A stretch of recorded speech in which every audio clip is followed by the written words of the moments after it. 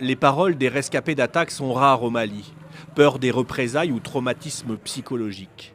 Mais cette fois, des témoins ont accepté de raconter à des journalistes le massacre sur le fleuve Niger le 7 septembre dernier.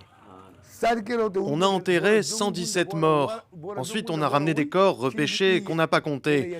C'est ce que j'ai vu de mes propres yeux.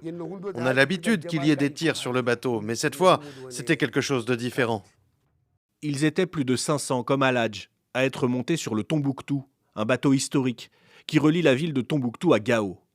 L'insécurité grandissante dans la région rend le trajet dangereux mais encore possible jusqu'au petit matin du 7 septembre, juste après le village de Bamba, où les passagers vont vivre un cauchemar pendant 15 minutes. Aïcha se souvient. J'étais à l'étage pour faire des photos. Subitement, on a vu un véhicule sur une dune.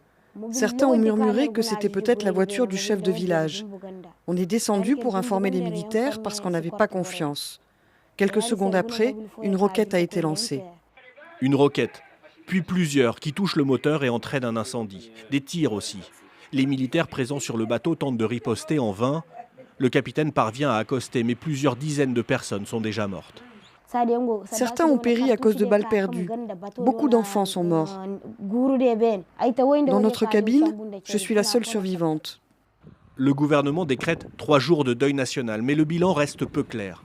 49 militaires et 15 civils, comme le précisent les autorités, ou plus de 100 morts, sans compter les personnes noyées et brûlées, comme l'évoquent les témoignages.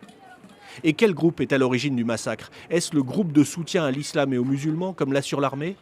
Ces djihadistes n'ont pourtant pas revendiqué l'attaque du bateau, mais celle sur des positions militaires, le même jour, dans la même région.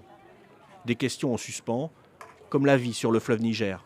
Le trafic est arrêté depuis cette attaque, privant les populations des échanges commerciaux dans la région.